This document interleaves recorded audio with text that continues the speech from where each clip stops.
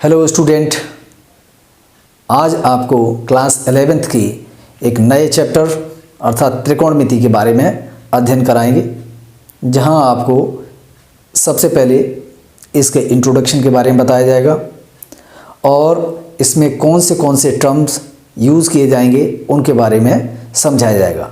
सबसे पहले तो हम इस बात पे चलते हैं कि ट्रिग्नोमेट्री जो शब्द है वो किन शब्दों से मिलकर बना है और उन शब्दों का मतलब क्या निकल के आता है। क्या वो किसी त्रिभुज से जुड़ा हुआ शब्द है या फिर जुड़ा हुआ है, तो उसमें क्या ज्ञात किया जाता है, उन शब्दों से ही स्पष्ट हो जाएगा। तो यहाँ पर देखिए, जो त्रिकोणमिति जो शब्द है वो आपका दो शब्दों से मिलकर बना शब्द है, एक तो ट्रिग्नोनन और दूसरा मीटरन। यहाँ पर ट्रिग्नोनन का मतलब होता है ट्रायंगल और मीटरन का मतलब होता है मेजरमेंट। अब इन दोनों को यदि मिला दिया जाएगा तो ये बन जाएगा मेजरमेंट ऑफ ट्रायंगल्स, अर्थात हिंदी में इसको लिखा जाए इनका अर्थ होता है त्रिभुजों का मापन। त्रिभुजों का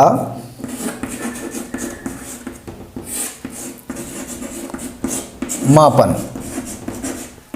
ये तो इसका रहा इंग्लिश में यानी अंग्रेजी भाषा में इसका अर्थ ट्रिग्नोमेट्री का। अब इसी को हम हिंदी भाषा में बताएं, जिसे हम कहते हैं त्रिकोणमिति। तो त्रिकोणमिति का शाब्दिक अर्थ क्या निकल के आता है वो ध्यान से समझ लीजिए। त्रिकोणमिति लिखा जाता है त्रिकोणमिति। तो ये जो शब्द है वो किन शब्दों से मिलकर बना शब्द होता है। ये शब्द जो बना होता है त्रि प्लस कोण प्लस मिति, सॉरी त्रिकोण, या इसको मिला दें, ऐसे लिख देते हैं, कोई दिक्कत नहीं। तो यहाँ पर मिति, तो त्रिकोण, त्रि माने तीन, कोण माने कोण, तो तीन कोण कहाँ होंगे, त्रिभुज, अर्थात त्रिभुज। इन दोनों को मिला के बन गया त्रिभुज। और मिति का मतलब होता है मापन, तो त्रिभुज प्लस मापन, इससे बन जाएगा आपका त्रिभुजों का मापन। त्रिभुजों का मापन, तो वही शाब्दिक अर्थ आपका अंग्रेजी भाषा का था जो यहाँ पर हिंदी भाषा में आपका इस शब्द का यूज है। ठीक है, तो ये तो त्रिभुजों का मापन जो ट्रिग्नोमेट्री का अर्थ निकल के आ गया है। अब इसके बाद जो हम आगे इसमें बढ़ते हैं वो बढ़ेंगे हम सबसे पहले त्रिभुजों के बारे में। तो त्रिभुज क्या है। त्रिभुज किसे कहते हैं, तो तीन भुजाओं से बंद आकृति को त्रिभुज कहा जाता है। तो अब यहाँ पर तीन भुजाएं, जैसे अब लेके चले हम, सपोज दैट एक भुजा ये है, दूसरी ये है, तीसरी आपकी ये, तो तीन भुजाओं से घिरी हुई आकृति को या बंद आकृति को हम क्या कहेंगे, त्रिभुज कहेंगे। अब यहाँ पर त्रिभुज आपके कितने प्रकार के होते हैं, उनको यहाँ पर किस प्रकार से वर्गीकृत किया जा सकता है यानी बांटा जा सकता है। तो त्रिभुजों को दो प्रकार से विभाजित किया जा सकता है, एक तो कोणों के आधार पर और एक भुजाओं के आधार पर। तो यहाँ पर सबसे पहले हम बताने जा रहे हैं वो है आपका कोणों के आधार पर। कोणों के आधार पर, तो कोणों के आधार पर त्रिभुज आपके तीन प्रकार के होते हैं।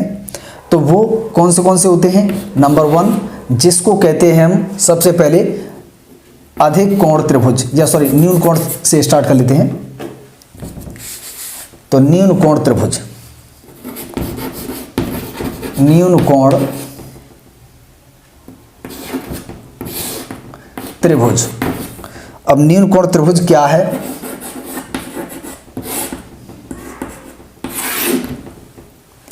ऐसा त्रिभुज जिसके सभी कोण 0 से अधिक किंतु 90 से कम होते हैं, तो इस प्रकार के त्रिभुज को हम न्यून कोण त्रिभुज कहते हैं। अर्थात यहाँ पर एक त्रिभुज की आकृति हम बना के बता देते हैं। ये हम देख रहे हैं, ये सभी जो कोण हैं वो 0 से अधिक हैं, लेकिन 90 से सभी कैसे हैं, कम है। अतः इस प्रकार के त्रिभुज को हम क्या कहेंगे? न्यून कोण त्रिभुज कहेंगे। इसके बाद नंबर 2 आता है जिसको कहते हैं हम अधिक कोण त्रिभुज। अधिक कोण त्रिभुज। तो अधिक कोण त्रिभुज क्या होता है ये यहाँ पर बता दें। तो एक ऐसा त्रिभुज जिसमें एक कोण 90 से अधिक किंतु 180 से कम हो और शेष जो अन्य कोण हैं वो न्यून कोण हो, अर्थात 90 से कम किंतु 0 से अधिक। तो इस प्रकार के त्रिभुज को हम अधिक कोण त्रिभुज कहेंगे। जैसा कि यहाँ पर देख रहे हैं, ये जो कोण है वो 90 से अधिक है किंतु 180 से कम है और शेष जो अन्य 2 कोण हैं वो हमारे कैसे हैं? यहाँ पर 90 से कम लेकिन 0 से अधिक, अर्थात न्यून कोण। तो इस प्रकार के त्रिभुज को हम अधिक कोण त्रिभुज कहते हैं। नंबर 3 आता है जिसको कहते हैं हम समकोण त्रिभुज। समकोण त्रिभुज। तो समकोण त्रिभुज किसे कहते हैं? ऐसा त्रिभुज जिसका एक कोण 90 अंश का हो, शेष जो अन्य 2 कोण हैं वो न्यून कोण हो, अर्थात ये 90 का है, शेष जो अन्य 2 कोण हैं वो कैसे हैं? न्यून कोण हैं। तो इस प्रकार के त्रिभुज को हम समकोण त्रिभुज कह देते हैं। तो हम ट्रिग्नोमेट्री का अध्ययन इसी त्रिभुज से स्टार्ट करेंगे, लेकिन इससे पहले हम यहाँ पर एक और चीज़ बता दें आपको। त्रिभुजों के प्रकार को हम भुजाओं के आधार पर त्रिभुजों को और बता दें कि कितने प्रकार के होते हैं, कौन से होते हैं, ये और बता दें। उसके बाद हम ट्रिग्नोमेट्री को स्टार्ट करेंगे, ठीक है। तो अब यहाँ पर कोणों के आधार पर था, अब यहाँ पर ले लेते हैं हम भुजाओं के आधार पर। तो भुजाओं के आधार पर क्या होता है, देखिए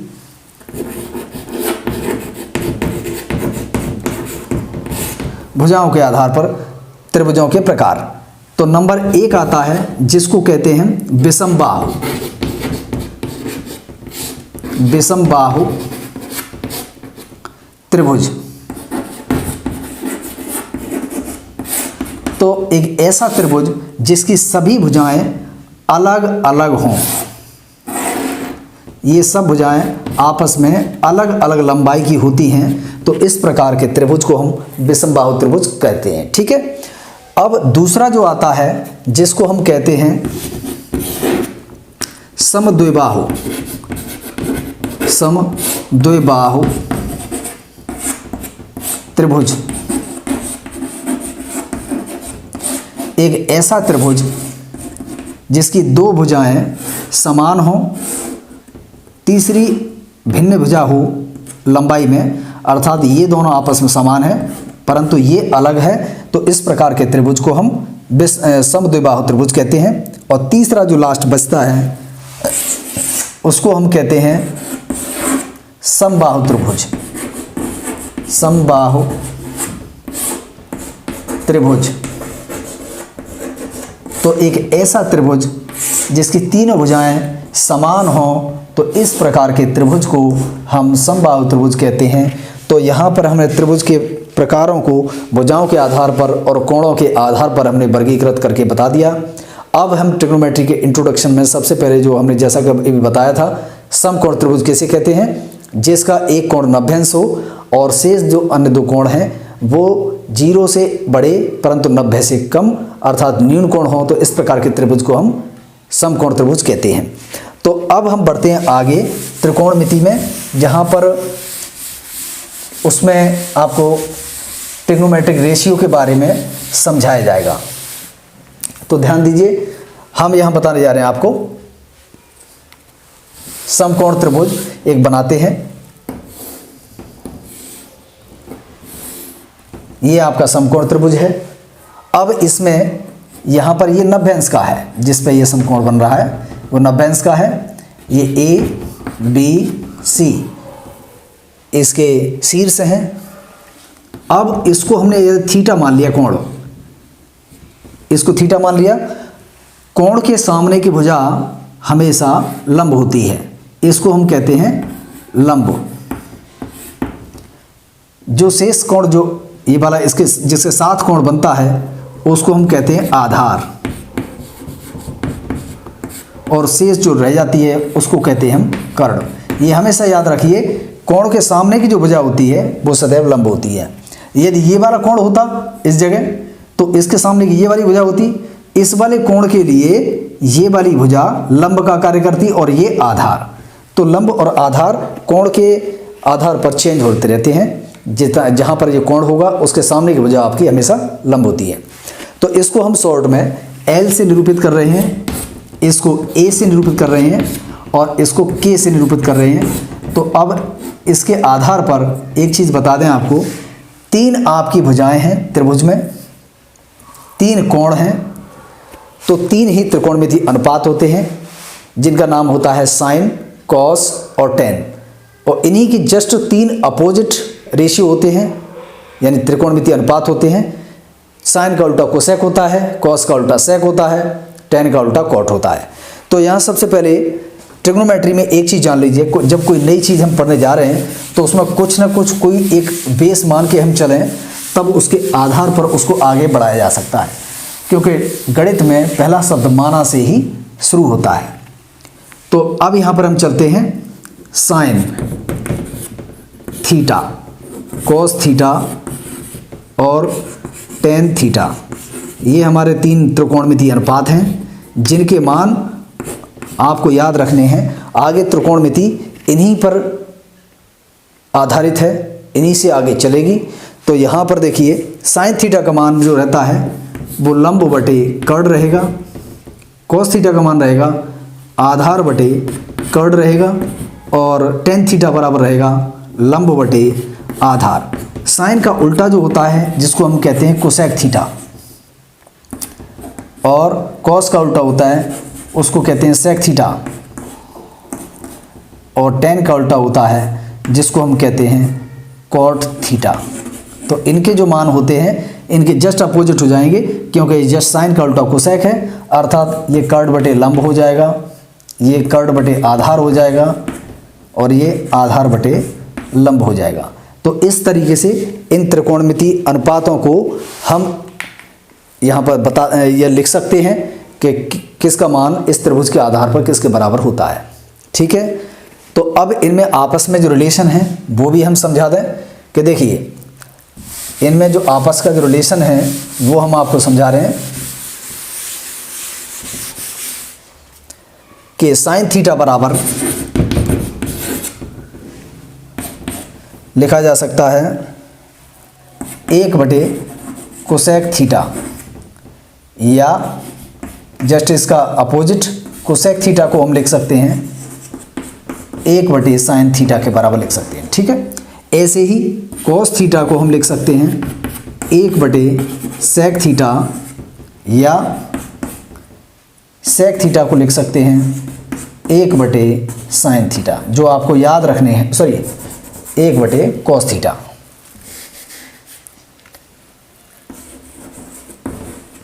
ऐसे ही टेन थीटा को लिख सकते हैं 1 अपॉन कॉट थीटा, या फिर कॉट थीटा को हम लिख देंगे 1 अपॉन टेन थीटा। ठीक है, लेकिन यहाँ टेन थीटा का एक और मान होता है जहाँ आपको बता देना चाहते हैं कि टेन थीटा बराबर हम लिख सकते हैं साइन थीटा बटे कॉस थीटा लिख सकते हैं, और कॉट थीटा बराबर लिख देंगे कॉस थीटा बटे साइन थीटा के समतुल्य। ठीक है, अब यहाँ पर इनको कैसे इस तरीके लिखा जा सकता है वो भी हम आपको समझा दे रहे हैं कि देखिए किस तरीके से इनका मान इसके बराबर लिखा जा सकता है। एक चीज़ जान लीजिए, टेन थीटा का मैंने मान आपको बताया था, वो समझाया था मैंने लंब बटे आधार। तो साइन थीटा का मान मैंने आपको बताया था लंब बटे कर्ण, और कॉस थीटा का मान मैंने समझाया था आपको आधार बटे कर्ण के बराबर। अब एक काम करते हैं, हम इसमें इसका भाग लगा देते हैं। तो साइन थीटा बटे कॉस थीटा हमने आपस में भाग लगा दिया, तो साइन थीटा का मान लंब बटे कर्ण है और इसका आधार बटे कर्ण है। इससे ये कट जाएगा तो क्या बचेगा, लंब बटे आधार, और लंब बटे आधार मान किसका है, टेन थीटा का है। अर्थात साइन थीटा बटे कॉस थीटा को हम टेन थीटा के बराबर भी लिख सकते हैं। तो ये तो रहा इसके लिखने का कारण।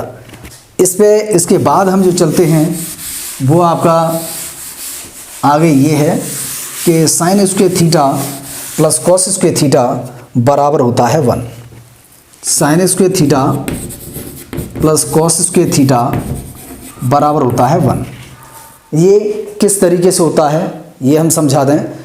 तो इससे बताने से पहले आपको एक चीज़ बता दूं कि समकोण त्रिभुज में पाइथागोरस का प्रमेय अप्लाई किया जाता है। तो वो क्या होता है कि कर्ण का वर्ग लंब का वर्ग प्लस आधार के वर्ग के बराबर होता है। तो कर्ण का जो वर्ग है वो लंब का वर्ग धन आधार के वर्ग के बराबर होता है। तो अब देखिए साइन थीटा का मैंने बताया था आपको क्या है, लंब बटे कर्ण था, इसका होल स्क्वायर, इसका आधार बटे कर्ण बताया था तो इसका होल स्क्वायर। अब यहाँ पर ये हो जाएगा एल स्क्वायर बटे के स्क्वायर प्लस ए स्क्वायर बटे के स्क्वायर। अब इसका एलसीएम ले लिया जाए के स्क्वायर, जब आधार समान है तो अंश को जोड़ देते हैं, यानी लंब का वर्ग धन आधार का वर्ग। इसका जो मान होता है पाइथागोरस से वो किसके बराबर हो जाता है, कर्ण के स्क्वायर के बराबर, अर्थात कर्ण का स्क्वायर बटे कर्ण का स्क्वायर। इससे एक बार कट जाएगा। तो इस वजह से sine square theta plus cos square theta का मान किसके बराबर होता है, 1 के बराबर होता है। तो अब यहाँ पर हम क्या निकाल सकते हैं कि साइन स्क्वायर थीटा का मान ज्ञात करें तो कॉस उधर जाके माइनस में हो जाएगा, अर्थात साइन स्क्वायर थीटा बराबर लिखा जा सकता है 1 माइनस कॉस स्क्वायर थीटा। ऐसे ही कॉस स्क्वायर थीटा का मान ज्ञात करेंगे इसका, तो ये उधर जाके माइनस में हो जाएगा, यानी 1 माइनस के साइन स्क्वायर थीटा के बराबर हो जाएगा। तो ये आपका जो कॉस स्क्वायर थीटा का मान हो गया। इसी तरीके से कुछ अन्य मान भी होते हैं, उनके प्रूफ करने का तरीका भी सेम है, तो उनको भी हम समझा रहे हैं यहाँ पर। तो देखिए इसके अलावा जो होते हैं फॉर्मूले वो ये हैं कि sec square theta minus tan square theta, इसका मान भी 1 होता है। तो सेक स्क्वायर थीटा का मान ज्ञात किया जाएगा तो उधर जाके ये प्लस होगा तो 1 प्लस टेन स्क्वायर थीटा के बराबर हो जाएगा। ऐसे ही टेन स्क्वायर थीटा का मान यदि हम ज्ञात करें इसका तो एक इधर आके माइनस में हो जाएगा, यानी सेक स्क्वायर थीटा माइनस के 1 के बराबर हो जाएगा। इसी प्रकार से cosec square theta minus cot square theta का मान भी 1 होता है। तो यहाँ से कोसेक स्क्वायर थीटा का मान ज्ञात किया जाए तो 1 प्लस कॉट स्क्वायर थीटा हो जाएगा, और कॉट स्क्वायर थीटा का मान ज्ञात करें तो कोसेक स्क्वायर थीटा माइनस 1 के बराबर हो जाएगा। ये हमारे फॉर्मूले हैं जो शुरुआती, जो आपको हाई स्कूल स्टैंडर्ड के हैं, जो आप सीख चुके हैं, उनको यहाँ पर आगे हल किया जाना है या फिर इनको याद करना है। इनके आधार पर यहाँ पर ट्रिग्नोमेट्री आगे चलेगी। तो ये आपका शुरुआत के जो कुछ सूत्र थे, फॉर्मूले थे, और ट्रिग्नोमेट्री का कुछ यहाँ पर इंट्रोडक्शन था जो मैंने इस वीडियो में बताया। इसके बाद जो नेक्स्ट वीडियो रहेगी उसमें कुछ और भी फॉर्मूले हैं जिनके बारे में मैं यहाँ विस्तृत रूप से आपको बताऊंगा। इसके बाद एक्सरसाइज चलेगी जो 10th क्लास है उसके बेस पर कुछ फॉर्मूले रहेंगे और न्यूमेरिकल रहेंगे जो रिवीजन के बेस पे मैं यहाँ पर आपको कराऊंगा वीडियो में, अगली वीडियो में। तो इस वीडियो में यहाँ तक काफ़ी है, मिलते हैं नेक्स्ट अगली वीडियो में, तब तक के लिए